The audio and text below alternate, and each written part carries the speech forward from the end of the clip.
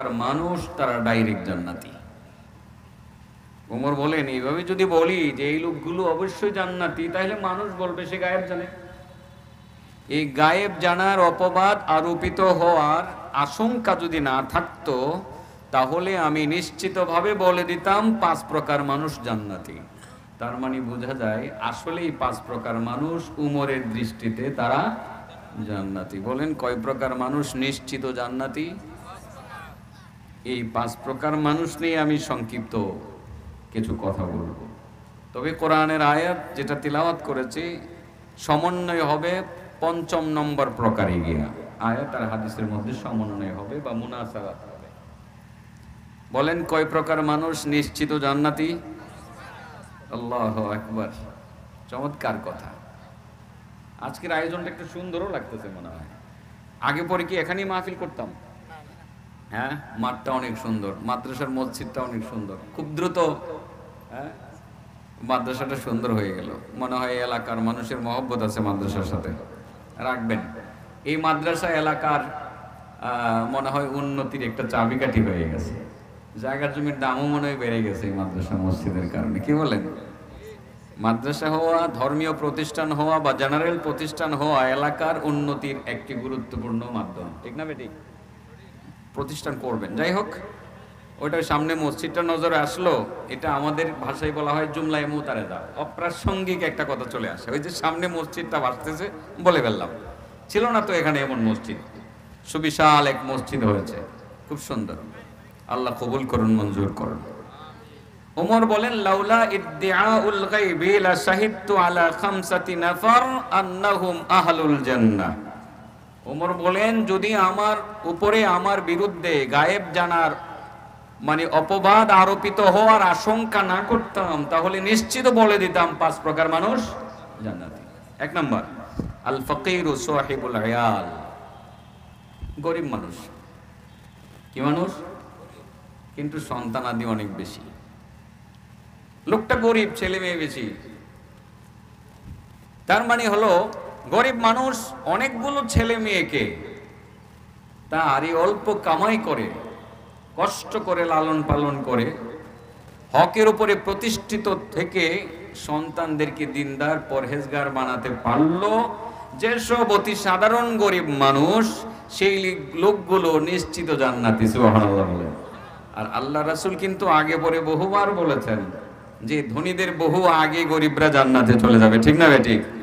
ধনীদের হিসাব তো বেশি, সম্পদের হিসাব আছে, কোথায় থেকে কামাই করেছো, কোথায় ব্যয় করেছো, কিভাবে কামাই করেছো, কিভাবে ব্যয় করেছো, এত সব হিসাব দিয়ে সামনে অগ্রসর হওয়া লাগবে। এগুলোর হিসাব পুঙ্খানুপুঙ্খানু না দিয়ে তো আল্লাহর দরবারে সামনে এগোতে পারবে না। পারবে? গরিবদের তো আসলে সম্পদের হিসাব নাই, সম্পদ ছিলই না, মূলত অল্প কিছু সম্পদ ছিল, দিনে আনতো দিনে খাইতো, যা কামাই করতো এখান থেকে একটা অংশ সন্তানদের জন্য বরাদ্দ করত, ধর্মীয় শিক্ষায় শিক্ষিত করত, পর্দা পুশিদা করার জন্য মেয়েদেরকে জামা কাপড় কিনে দিত, ছেলেদের সুন্নতি পোশাক পরিধান করানোর জন্য তাদেরকে পোশাক কিনে দিত, 3 বেলা সামান্য খাবারের জন্য একটু খাবার কিনে নিয়ে আসতো, নিজেও হালাল খাইতো, ছেলে মেয়েদেরকে হালাল খাওয়াইতো, অন্যের ধার ধারতো না, অন্যের সম্পত্তি দখল করতো না, কারো বাড়ি ঘর দখল করতো না, কারো সম্পদের পাশে গিয়ে সম্পদকে নিজের বলে দাবি করতো না, এরকম কাজ করতো না। এইসব গরিব মানুষ সন্তানাদি বেশি, নেককার দিনদার পরহেজগার বানালো তাদেরকে, সন্তানদেরকে। আল্লাহ রাসূলের সাহাবী ওমর বলেন আমার উপরে যদি গায়েব জানার অপবাদ আরোপিত হওয়ার আশঙ্কা না থাকতো, আমি নিশ্চিত বলে দিতাম এই লোকটা জান্নাতি। তাহলে গরিব হওয়াটা কি খুব বেশি কষ্টের? একটা সুসংবাদও আছে, আছে না নাই? অল্প মাল, আল্লাহ যতটুকু দিয়েছো আমি ততটুকুতে সন্তুষ্ট। আমি খাম করে আমি মানুষের সম্পদকে অন্যায়ভাবে দখল করব না, আমি হারাম কামাই করব না, যা দিয়েছো মাবুদ তাতে আমি সন্তুষ্ট। আমি চেষ্টা করব কামাই করতে, আমার ছেলে মেয়েদেরকে নেককার পরহেজগার বানাবো। তো বাবা আসলে নেককার পরহেজগার বানানোর অর্থটা কি? আমরা অনেক বুঝিয়ে বলি যে নেককার পরহেজগার বানানোর অর্থটা কি। আপনি হয়তো ভাববেন যে সারা দেশে মাদ্রাসা যে বাড়া বাড়ছে, স্কুলের ছাত্র কমে গেছে। আসলে কোনো দিকে ছাত্র কমতেছে না, স্কুলের ছাত্রও বাড়তেছে, মাদ্রাসার ছাত্র বাড়তেছে, দুইটাই কিন্তু সত্য। মানুষও বাড়তেছে, যেইভাবে মাদ্রাসার ছাত্র বাড়তেছে ছেলেরা খাবে কি? আপনি আশ্চর্য হবেন, এমএ পাস করে কয়জন ছাত্রর চাকরি হয় বলেন? মাস্টার্স কমপ্লিট করার পরে কয়জন জেনারেল শিক্ষিত ছেলের চাকরি হয়? আমার তো মনে হয় মাদ্রাসায় পড়ুয়া একজন ছাত্র সে কোনো রকমের টেনে টুনে পাশ করার পরেও সে কর্মসংস্থান ছাড়া থাকে না, কোনো না কোনো একটা কাজে সে লেগে থাকে, ঠিক না বেটি?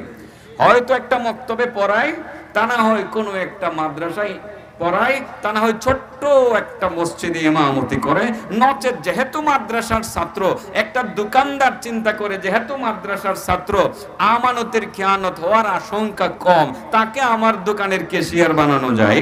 একজন মাদ্রাসার ছাত্রকে ক্যাশিয়ার বানানোর জন্য বহু মানুষ নিয়েছে বলে আমি জানি।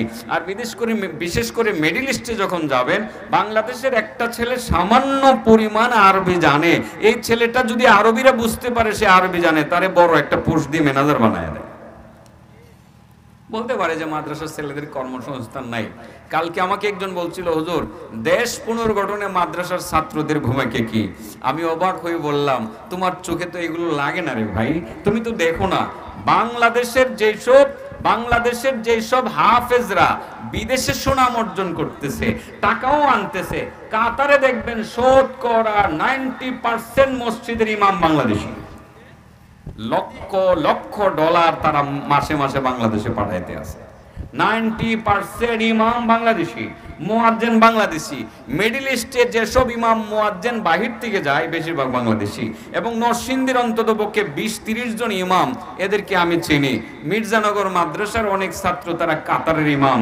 একজন তো ওয়াজ করে ওয়াজের সিজনে, মোহাম্মদুল্লাহ বিন হাফিজ, ইন্টারন্যাশনাল কারিও বটে, কাতার এক বিশাল মসজিদের ইমাম, সরকারি মসজিদের ইমাম, এবং খুতবা দেন। তার খুতবাও প্রচার হয় আমাদের নরসিংদীর। মোহাম্মদুল্লাহ বিন হাফিজ কি সুন্দর মায়াবী তিলাওয়াত! আমি যখন তার তিলাওয়াত শুনি, যতক্ষণ সে কোরআন তিলাওয়াত করে ততক্ষণ শুনি। ওখানে তার পরিবারের কমপক্ষে 10-12 জন তারা কাতারে আছে, 10-12 জন বিদেশ থেকে অর্থ কামাই করে বাংলাদেশে পাঠাইতেছে। দেশের অর্থনৈতিক পুনর্গঠনের জন্য এদেশের আলেমদের ভূমিকা আছে না নাই? সমাজ বিনির্মাণে আলেমদের ভূমিকা আছে না নাই? মানুষের চারিত্রিক পরিবর্তনের জন্য আলেমদের ভূমিকা আছে না নাই? তো অস্বীকার করবেন কেন আপনি? অনেকে বলে মাদ্রাসায় বললে বেকার, না, মাদ্রাসার একটা ছাত্র বেকার আছে বলে আপনি বলতে পারবেন না, কিন্তু এমএ পাস করা বহু ছাত্র বেকার আছে।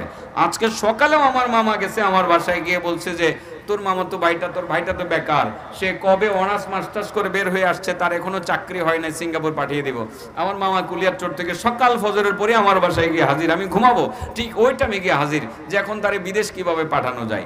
আমি আসলে মামার বদনাম করতেছি না, মামার আরো 2টা ছেলে চাকরি করে, কিন্তু এমএ পাস করা, গোল্ডেন এ প্লাস পাওয়া একটা ছাত্র, মেট্রিকে গোল্ডেন এ প্লাস পাওয়া একটা ছাত্র, সে অনার্স করলো, মাস্টার্স কমপ্লিট করলো, বসা আছে, তার কোনো চাকরি বাকরি নাই, ছোট একটা চাকরি হয়তো আছে, এটা তার পোষায় না। তো ওইটা কিন্তু আমরা দেখি না। আমাদের সমাজে আমরা প্রচার করি মাদ্রাসায় বললে চাকরি করবে কোথায়, কামাই রুজি করবে কি, খাবে কি? বাবা, রিজিকের মালিককে, রিজিকের মালিককে মাদ্রাসায় পড়াবেন, সুশিক্ষায় শিক্ষিত করবেন। আপনার এত টাকা পয়সা নাই, মেডিকেল কলেজ আপনি পড়াতে পারেন না।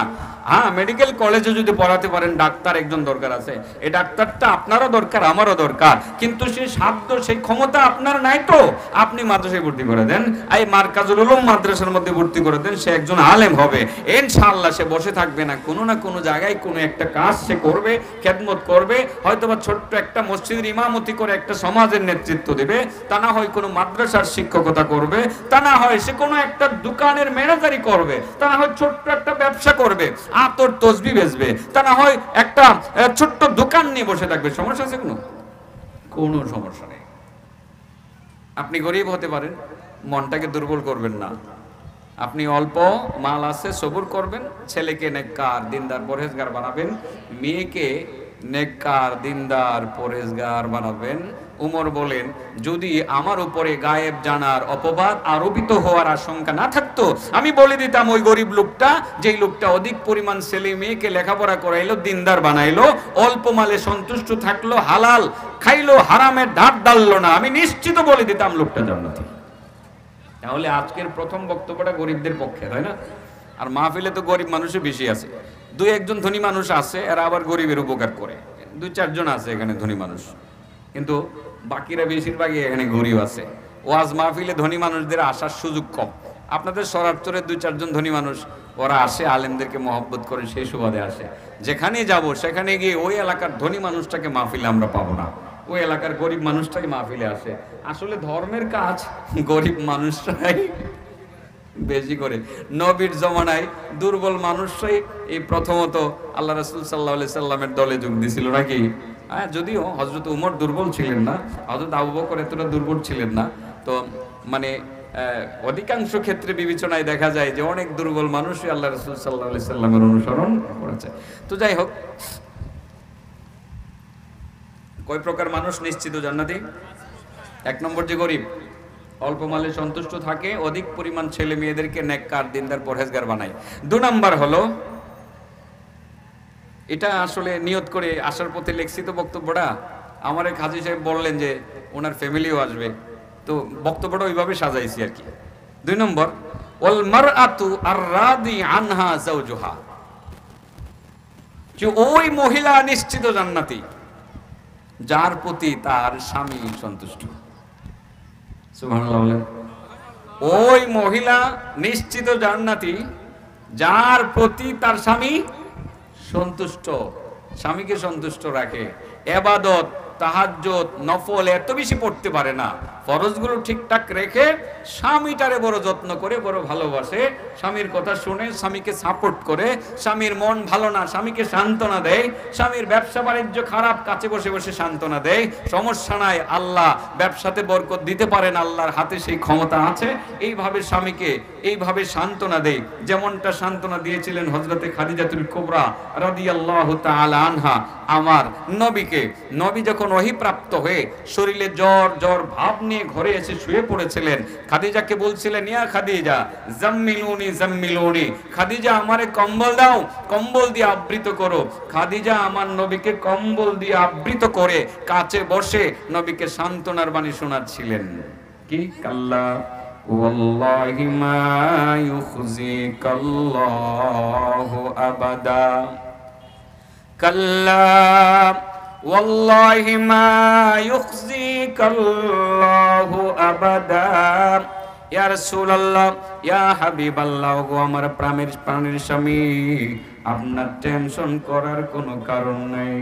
আমি আল্লাহর কসম করে বলতে পারি, আল্লাহর কসম করে বলতে পারি, আপনাকে আল্লাহ কোনোদিন অপমানিত করবেন না, লাঞ্ছিত করবেন না। আপনার অপমানিত হওয়ার কোনো আশঙ্কা নাই, লাঞ্ছিত হওয়ার কোনো আশঙ্কা নাই। আমি খাদিজা আমার অভিজ্ঞতার আলোকে আপনাকে সান্ত্বনার বাণী শোনাইতে আছি। আমি আল্লাহর কসম করে বলতে পারি, আল্লাহ আপনার ইজ্জত মান সম্মান নষ্ট করবেন না।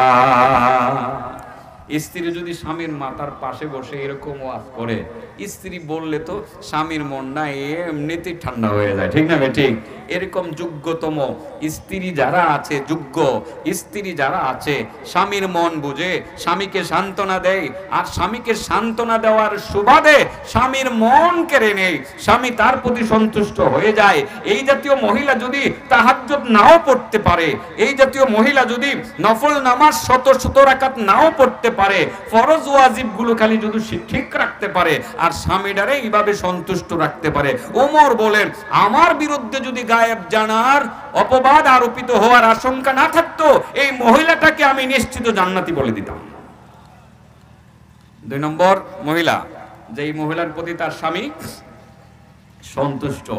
মহিলারা শুনেনি ওয়াজ, আসছে না কিছু, এদেরকে শোনানোর জন্য এই কথাটা বলতেছি। আপনাদেরকে তো প্রথম পয়েন্ট বললাম, আর 4 নম্বর আর 5 নম্বর পয়েন্ট আপনাদের জন্য। 2টা পয়েন্টই মূলত মহিলাদের জন্য। মোটমাট 5টা পয়েন্ট, 3টা পুরুষ মহিলা সকলের জন্য, আর 2টা হলো মহিলাদের জন্য। বলেন কয় প্রকার মানুষ নিশ্চিত জান্নাতি? 1 নম্বর গরিব মানুষ, সন্তানাদি বেশি, সন্তানদেরকে লেখাপড়া করায়, দিনদার বানায়, পরহেজগার বানায়, আর সে অল্প মালেই সন্তুষ্ট থাকে, ধৈর্য ধারণ করে, সে অন্যায়ভাবে কামাই করার ধান্দায় লিপ্ত থাকে না। 2 নম্বর মহিলা, যেই মহিলার প্রতি স্বামী তার সন্তুষ্ট, বিভিন্নভাবে সন্তুষ্ট করা যায়। জাস্ট একটা দৃষ্টান্ত দিলাম যে খাদিজা আমার নবীকে কি সুন্দরভাবে সন্তুষ্ট করেছেন এবং নবীর মনের ভাব বুঝে সান্ত্বনা দিয়ে আমার নবীর কলিজা ঠান্ডা করে দিয়েছেন। খাদিজা কিন্তু লম্বা ওয়াজ করেছিলেন আমার নবীকে, সেই সময়ে নবী শুয়ে আছেন আর ওয়াজ করতেছিলেন কে? খাদিজা। কে ওয়াজ করতেছিলেন? কাল্লা ওয়াল্লাহি মা ইউখজিকাল্লাহু আবাদা, কাল্লা ওয়াল্লাহি মা ইউখজিকাল্লাহু আবাদা ইন্নাকা লাতাসিলু আর-রাহিম ওয়া তাহমিলুল কাল্লা ওয়া তুকসিবুল মা'দুম ওয়া তুঈনু আলা নাওয়াইবিল হক। মাঝে একটা ছুটে গেছে মনে হয়। আল্লাহর রাসূলকে খাদিজা বলছিলেন, ইয়া রাসূলুল্লাহ, ইয়া হাবিবাল্লাহ, আপনি কোনোদিন অপমানিত হবেন না, লাঞ্ছিত হবেন না, আল্লাহ আপনাকে অপমানিত করবেন না। আমি আল্লাহর কসম করে বলতে পারি, কারণ আপনার মধ্যে বেশ কয়েকটা গুণ আছে, যেই গুণগুলো একসাথে আপনার মধ্যে পাওয়া যায়। সাধারণত এরকম সব কয়টা গুণ একসাথে সকলের মধ্যে পাওয়া যায় না। কারো মধ্যে একটা পাওয়া যায়, দুইটা পাওয়া যায়, তিনটা পাওয়া যায়, বাকি দুই তিনটা পাওয়া যায় না। আপনার মধ্যে 5টা গুণ অবধারিত ভাবে আছে। এই 5টা গুণ অন্য হাদিসের মধ্যে 6টা গুণ আছে, 6টা গুণ। এই গুণগুলো আপনার মধ্যে থাকার কারণে আমি নিশ্চিতভাবে বলতে পারি, আল্লাহর কসম করে বলতে পারি, আপনি অপমানিত হবেন না, আল্লাহ আপনাকে অপমানিত করবেন না। 1 নাম্বার আপনার গুণ হলো, আপনি আত্মীয় যেখানেই থাকুক না কেন, আত্মীয়দের সাথে সুসম্পর্ক বজায় রাখুন। এই গুণটা আপনার মধ্যে খুব চমৎকার ভাবে পরিলক্ষিত হয়।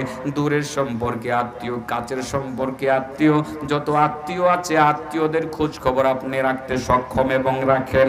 আত্মীয়দের সাথে সুসম্পর্ক রাখার কারণে মূলত আমি গ্যারান্টি দিয়ে বলতে পারি, আল্লাহর কসম, আল্লাহ আপনাকে অপমানিত করবেন না। আসলে যত দিন যাইতেছে আত্মীয়দের সাথে সম্পর্ক আমাদের নষ্ট হইতেছে। আগের দিনের ফুফাতো ভাই, খালাতো ভাই, এদের গুরুত্ব অনেক বেশি ছিল। এমনও মানুষ আছে এর ফুফাতো ভাইরে জিন্দেগিতে দেখছে না, ফুফু থাকে কই জিন্দেগিতে দেখছে না, খবরও লইছে না। কোনো এক জায়গায় গিয়ে পরিচিত হয়েছে, এর খাল মামাতো ভাই, হ্যাঁ হ্যাঁ ফুফাতো ভাই, এরকম আসেনি? আছে। আমি হিসাব করছি এদিন আমার পরিবারে এটা আছে।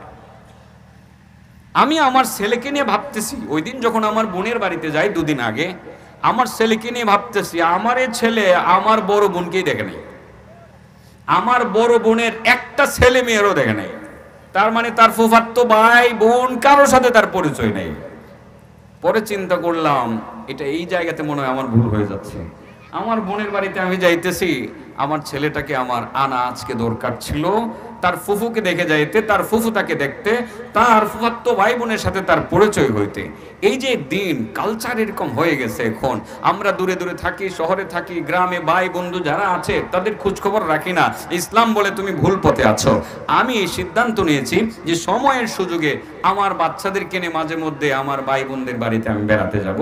এটা গত 9 তারিখে আমি সিদ্ধান্ত নিয়েছি। কারণ 9 তারিখে আমার ভিতরে, আমি একা একা বোনের বাড়িতে যাচ্ছি, আমার সন্তানকে নিয়ে গেলাম না, ভিতরে একটা টেনশন কাজ করতেছিল যে আত্মীয়তার সাথে, আত্মীয়দের সাথে সুসম্পর্ক বজায় রাখার নির্দেশটা আমি না পালন করলাম, কিন্তু আমার সন্তানকে আমি তো শিখালাম না।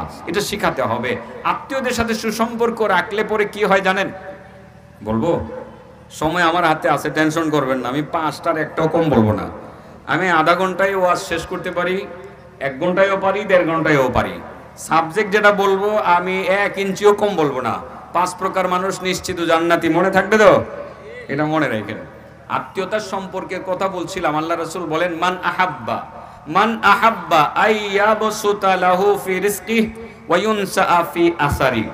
যেই আল্লাহর বান্দা বান্দে চায়, যেই ব্যক্তি কামনা করে যে তার রিজিকের মধ্যে বরকত হোক, যে আল্লাহর বান্দা চায় তার হায়াতে বরকত হোক। তার মানে কোন আল্লাহর বান্দা বান্দি চায় না বলেন? রিজিকে বরকত কে চায় না? আপনারা চান তো? আমিও চাই হায়াতে বরকত, আপনারা চান, আমিও চাই। প্রতিটা মানুষ সুস্থভাবে দীর্ঘদিন পৃথিবীতে বেঁচে থাকতে চায়। এটা আমাদের আশার ভিতরে পড়ে, আকাঙ্ক্ষার ভিতরে পড়ে কি পড়ে না? তার মানে রিজিকে বরকত চাই, হায়াতেও বরকত চাই। আল্লাহ রাসূল সাল্লাল্লাহু আলাইহি সাল্লাম বলেন, মান আহাব্বা আইয়াবসুতা লাহু লাহু ফি রিজকি ওয়া ইউনসা ফি আসারি ফালইয়াসিল রাহিমা। যে ব্যক্তি চায় তার হায়াতে বরকত হোক, রিজিকে বরকত হোক, হায়াতে বরকত হোক, সে যেন একটি কাজ বড় গুরুত্ব দিয়ে করে, আর সেটা হলো সে যেন আত্মীয়তার সম্পর্ক মানে অটুট রাখে, সম্পর্ক সবসময় বজায় রাখে, সুসম্পর্ক রাখে। সুবহানাল্লাহ। আত্মীয়দের সাথে সম্পর্ক রাখলে লাভ কটা? দুটা। এক নম্বর, আল্লাহ রিজিকে বরকত দিবেন। কিসে বরকত দিবেন? দুই নম্বর, আল্লাহ হায়াতে বরকত দিবেন। আত্মীয়র বাড়িতে যাইবেন, সেই ফুফু বয়স তার 100, আপনারও বয়স হয়ে গেছে 70, যাওয়ার পরে ফুফু তো আপনার 70 বছর হোক না, আপনি তো তার জন্য বাচ্চা, উনি আপনার মাথার মধ্যে হাত বুলাই দিয়ে বলবেন, বাবা আইসোস, আল্লাহ বাঁচায় রাখ, আল্লাহ তোরে বাঁচায় রাখ। এই যে একটা দোয়া করে দিল, মুরব্বী মানুষের দোয়াটা আল্লাহ কবুল করবে, আল্লাহ আপনার হায়াতে বরকত দিয়ে দিবে। আত্মীয়দের সাথে সুসম্পর্ক বজায় রাখলে কয়টা লাভ বলেন তো? হ্যাঁ, দুটা। এক নম্বর কিসে বরকত হয়? রিজিকে বরকত হয়। দুই নম্বর কিসে বরকত হয়? হায়াতে বরকত হয়। মনে থাকবে কথাটা? মনে থাকবে? হ্যাঁ, বলছিলাম যে 5 প্রকার মানুষ নিশ্চিত জান্নাতি। এর মধ্যে 2 নম্বর, ওইসব মহিলা জান্নাতি যাদের প্রতি তার স্বামী সন্তুষ্ট। বিভিন্নভাবে স্বামীকে সন্তুষ্ট করা যায়। খাদিজা কিভাবে করছিলেন? প্রথম তো ধন সম্পদ যা আছে সব আমার নবীকে দিয়ে বললেন, এগুলো আল্লাহ রাস্তায় ব্যয় করেন, ঠিক আছে না? এগুলো দিয়ে দিলেন। আর 2 নম্বর, এটাও কিন্তু আসতেছে, আর 2 নম্বর কিভাবে করছিলেন? আল্লাহ রাসূল সাল্লাল্লাহু আলাইহি ওয়াসাল্লামকে সান্ত্বনার বাণী শুনাইছিলেন। ঘরে এসে স্বামীর মন খারাপ, অনেক মহিলারা দেখে বলে, কি হইছে, ফুলাই রইছো কেরে, বাড়িতে আয়া মন ঢাকা এমন করে রাখছো কেরে, ঘরে আয়া বুঝি মন ভালো থাকে না, বাইরে তো অন্যরা লোকে খুব হাসতে পারো। আছে এরকম না? মিথ্যা কথা বলছি? আরে সবার লোক এই তো কোনো না কোনো মহিলা জড়িত আছে, আছে না? মোটামুটি তো আমরা কম বেশ জানি, জানি না? 2-4 জন এমন চান কফাইল্লা লোক আছে, ঘরে গেলে স্ত্রী বলে, কি মনটা খারাপ করে আজকে? কোনো সমস্যা নাই, আমি আসি না, বলেন আমার কাছে, বলেন, খাইয়ালন, পরে কত সব শুনবো। এরকম মহিলার সংখ্যায় খুব কম আছে। আর ওই কম যারা আছে, এটি তো নিশ্চিত জান্নাতি নাকি? স্বামীরে যারা সান্ত্বনা দেয়, সংখ্যায় কি কম। ঘরে গেলে মুখটা গুমরা করে রাখছো, বাইরে দিয়ে দেখি মানুষের লোকে আইসা কথা গো, ঘরে আয়া তোমার মনটা কালা হয়ে লাগা আছে। শরমে অনেকে স্বীকার করে না, 2-4 জনে মাথা লড়াই, যদি কইলাইতো হুজুরে আরে কোয়া জিগে কইব যে আমার বউ আমার লগে এরকম করে, শরমে কয় না। আস্তাগফিরুল্লাহ আল আযীম। যাই হোক, এমনিতেই বলছি, আসলে বিষয়টা অত্যন্ত গুরুত্বপূর্ণ, মাথায় রাখতে হবে, এবং এগুলো মা বোনদের বুঝতে হবে। আমি মা বোনদেরকে কথাগুলো বলছি যে আপনি খাদিজাকে ফলো করুন। খাদিজা কিন্তু আল্লাহ রাসূলকে মাথার পাশে বসে বসে বলছিলেন যে আপনাকে আল্লাহ অপমানিত করবেন না, আমি আল্লাহর কসম করে বলতে পারি। কারণ কয়টা গুণ আছে আপনার মধ্যে? বেশ কয়েকটা গুণ আছে। এর মধ্যে একটা হলো আপনি আত্মীয়তার সম্পর্ক রক্ষা করে চলুন। আর 2 নম্বর, তাহমিলুল কাল্লা, আপনি মানুষের বোঝা নিজের মাথার মধ্যে নিতে পছন্দ করুন। সুবহানাল্লাহ বলেন। 3 নম্বর, তুকসিবুল মাদুম, আপনি এমন একজন মানুষ, কাজ নাই যাদের, কাজের ব্যবস্থা করে দেন। এই গুণটা আমাদের রাখা উচিত। পোস্ট খালি নেই, একটা লোক চাকরি চাইতে আসছে আপনার কাছে, আপনি বলেন তুমি দাঁড়াও। আপনার প্রতিবেশী আরেক ব্যবসায়ী বন্ধুকে ফোন দিলেন, দোস্ত একটা ছেলে আসছিল ভালো, তোর তো মনে হয় একজন কর্মচারী শোট, লোকটা রেখে দে, আপনি চাকরিটা দিয়ে দিলেন। এই যে একটা গুণ, কর্মসংস্থানের ব্যবস্থা করা। অথবা আপনি নিজে একটা ফ্যাক্টরি দিলেন, ফ্যাক্টরিতে 25 জন লোকের কর্মসংস্থানের ব্যবস্থা করলেন। উদ্দেশ্য হলো আমার লাভ কম হোক আর বেশি হোক, 25টা সংসার চলবে তো। আমার এই ব্যবসা থেকে 25টা সংসার চলবে তো, 20টা সংসার চলবে তো। যদি মনে করেন যে কর্মসংস্থানের নিয়তে আপনি কাজটা করলেন, লাভ কম হোক বেশি হোক, 25টা লোকের 25টা পরিবার চললো আপনার দ্বারা। খাদিজা রাদিয়াল্লাহু তাআলা আনহার কথা অনুযায়ী বোঝা গেল যে এটা আমার নবী মুহাম্মদুর রাসূলুল্লাহ সাল্লাল্লাহু আলাইহি ওয়াসাল্লামের একটা বিশেষ বৈশিষ্ট্য। আর এই বৈশিষ্ট্যটা যার মধ্যে থাকবে, মানুষের কর্মসংস্থানের বিষয়ে আল্লাহ রাব্বুল আলামিন তাকে কোনোদিন অপমানিত করবেন না, লাঞ্ছিত করবেন। আরো অনেক গুণ আছে, তো ইনু আলা নওয়াইবিল হাক্কি ইত্যাদি ইত্যাদি, আমি ওইদিকে যাচ্ছি না। এবার আবার একটু পরীক্ষা করে নেই, কয় প্রকার মানুষ নিশ্চিত জান্নাতি? গরিব মানুষ কি বেশি? সন্তান বেশি। অল্প মালে সন্তুষ্ট থেকে সন্তানকে নেককার দিনদার পরহেজগার বানালো। 2 নম্বর, ওই মহিলা নিশ্চিত জান্নাতি যেই মহিলার প্রতি তার স্বামী সন্তুষ্ট। তো আপনারা তো আজকে গিয়ে কইবেন, এই আমি সন্তুষ্ট না হইলে তুমি জান্নাতে যাইতে পারবা না, এটা কই আপনি তারা আটকাইয়া তারে যেভাবে নির্যাতন শুরু করে হ্যাঁ দিতে চাইতেছে, এটা কিন্তু করেন না। হ্যাঁ একটু কইতেছি বেটা, এটাই তো কইতেছি যে আপনারা তো ভালো মন লাগবো, আপনি গিয়ে যে তারে আটকে দিলেন, এটা করো এটা করো, মানে তার উপরে সাধ্যের বাইরে কিছু চাপিয়ে দিলেন, এমনটা করবেন না। কারণ এটা তো এক প্রকার জুলুম, জুলুম না? সাধ্যের বাইরে চাপিয়ে দেওয়া, সেটা আপনি করবেন না। গেল আপনার 2 নাম্বার। 3 নাম্বার, ওয়াল মুতাসাদ্দিকা বিমাহরিহা আলা যাওজিহা। মহিলাদের ক্ষেত্রে পুরুষ আজকে বড় খুশি হইবেন, কবেন যে হুজুর আপনার প্রতি বছর দাওয়াত দিবেন। এটা হলো 3 নাম্বার। ওই মহিলা নিশ্চিত জান্নাতি যেই মহিলা তার স্বামীর কাবিনের টাকা স্বামীরে দান করে দেয়, মানে মাফ করে দেয়। 5 লক্ষ টাকা মোহর নির্ধারণ করছে, স্বামী দিতে পারে না, কথার কথা। এখন স্বামী তো ঋণী তার স্ত্রীর কাছে। স্ত্রী চিন্তা করলো, আমার স্বামীর মাথায় বোঝাটা রাখতাম, রাতের বেলা খাওয়ার সময় বলতেছে, স্বামী গো 5 লক্ষ টাকা মোহর কোত্থেকে দিবেন, আপনি তো দেখি কামাই রুজি কম, সংসার চালাইতে আপনার 12টা বাজে, আমি যে আপনার কাছে 5 লক্ষ টাকা মোহর পামু, আমি এটা আপনাকে দান করে দিলাম। যেসব নারীরা তার স্বামীর মোহরের টাকা মওকুফ করে দেয়, মাফ করে দেয়, সেসব মহিলা, উমর বলেন, আমার উপরে যদি গায়েব জানার অপবাদ আরোপিত হওয়ার আশঙ্কা না থাকতো, আমি বলে দিতাম ওই মহিলা নিশ্চিত জান্নাতি। সুবহানাল্লাহ। এটা একটা ভালো গুণ। এটা আমাদের এই সমাজে মোহর কিন্তু পুরুষের সাধ্য মতেই নির্ধারণ করা উচিত, কিন্তু আমাদের এখন প্রেস্টিজের বিষয় হয়ে দাঁড়াইছে। মোহর যত বেশি হয় তত নাকি এটা হাই সোসাইটির বিয়ে হয়। তো দেখা যায় অনেক সময় ছেলে পক্ষকে বলা হয়, আরে তুমি দেও আর না দাও, আমার একটা প্রেস্টিজ আছে না, আমার মেয়ে বললা তুমি 50,51,101 টাকা তুমি কাবিন নির্ধারণ করো, দেও আর না দাও এটা পরের ব্যাপার। এই যে মোহরটা নির্ধারণ করে তার উপর একটা বোঝা চাপাইয়া দিল, ঋণী বালাইল তার স্ত্রীর কাছে।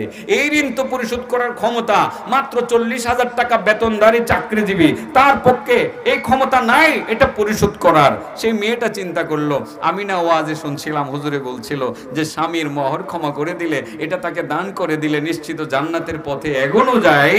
মহিলা আজকে চিন্তা করে স্বামীকে ডেকে বলল, স্বামী গো, এত বড় বোঝা আমি আপনার মাথায় চাপিয়ে রাখতে চাই না, আমি আজকে আল্লাহকে সাক্ষী রেখে আমার যে আপনার কাছে পাওনা ছিল মোহর 50,51,101 টাকা, আমি পুরাটাই আজকে আপনাকে সাদাকা করে দিলাম। স্বামী খুশি যে আমার মাথা থেকে এত বড় বোঝাটা গেল। খুশি হয়ে স্ত্রীকে বলল, আমি তোমার প্রতি সন্তুষ্ট। এই অবস্থায় যদি মেয়েটা মারা যায়, ফরজ ওয়াজিবগুলো ঠিক রেখা আল্লাহ রাসূলের ভাষা অনুযায়ী অন্য হাদিস দ্বারা বোঝা যায় যে এই মহিলাটা ডাইরেক্ট জান্নাতের পথে হাঁটবে, তার আর পিছনে পড়ে তাকাতে হবে না। আইয়ুমা ইমরাতিন মাতাত ওয়া যাওজুহা আনহা রাদিন দাখালাতিল জান্নাহ। যেসব মহিলার মৃত্যুর সময় স্বামী তার প্রতি সন্তুষ্ট থাকে, ওই মহিলা জান্নাতে প্রবেশ করিবে। সুবহানাল্লাহ। কটা গেল? 3টা। 1 নাম্বার গরিব মানুষ, ছেলে মেয়ে বেশি। 2 নাম্বার ওইসব মহিলা যার প্রতি স্বামী সন্তুষ্ট।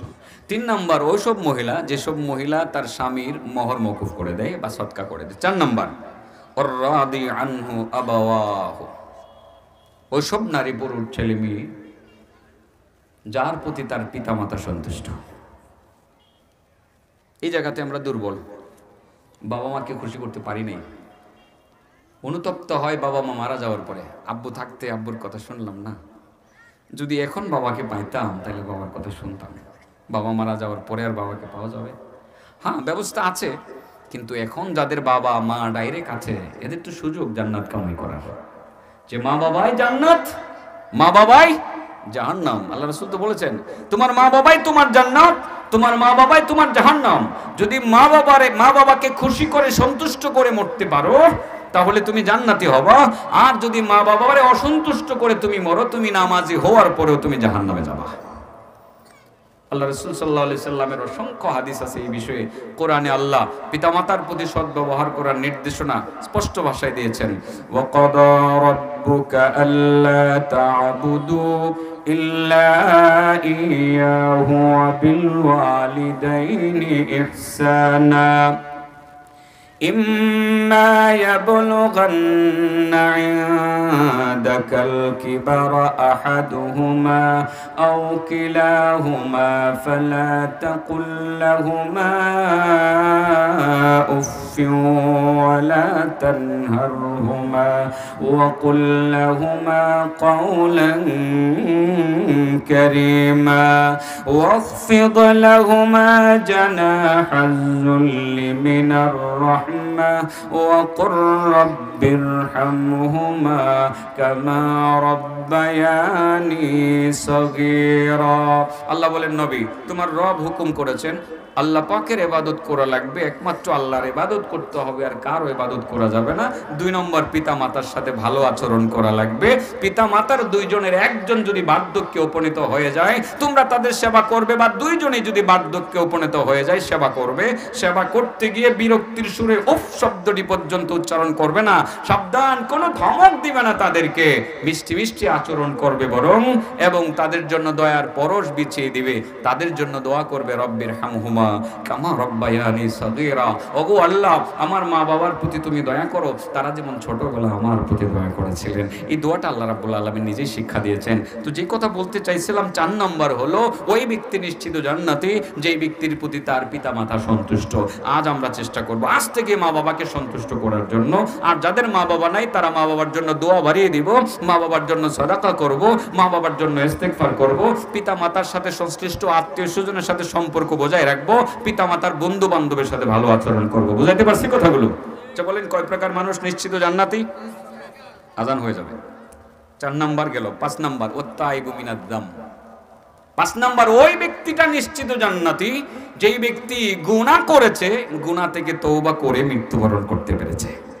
নিশ্চিত, বহু গুনাহ করছেন, কোটি কোটি গুনাহ করছেন, এই মুহূর্তে তওবা করছেন, মারা গেছেন, নিশ্চিত জান্নাতি। সুবহানাল্লাহ বলেন। সেই আয়াতটুকুই তিলাওয়াত করেছিলাম। আল্লাহ রাব্বুল আলামিন বলেন, ইমানদারগণ তওবায় নাসুহা করো। মনে আছে নি কথাটা? আবার একটু রিপিট করি। বলেন, কয় প্রকার মানুষ নিশ্চিত জান্নাতি? গরিব মানুষ, অনেক সন্তান, অল্প মালে সন্তুষ্ট থেকে সন্তানদেরকে নেককার দিনদার পরহেজগার বানায়। 2 নম্বর, ওইসব মহিলা যার প্রতি স্বামী সন্তুষ্ট। 3 নম্বর, ওইসব মহিলা যেসব মহিলা স্বামীর মাথা থেকে মোহরের বোঝাটা কমায় নেয়, ঠিক আছে না, মাফ করে দেয়। 4 নম্বর, ওইসব মানুষ যার প্রতি তার পিতা মাতা সন্তুষ্ট। 4 নম্বর। 5 নম্বর, ওইসব মানুষ যারা তওবা করে মৃত্যুবরণ করতে পারে, তারা নিশ্চিত জান্নাতি। এই 5টি কথা মনে থাকবে না? বাসায় নিয়ে যেতে পারবো? আল্লাহ তৌফিক দান করুন। আসসালামু আলাইকুম ওয়া রাহমাতুল্লাহি ওয়া বারাকাতুহু।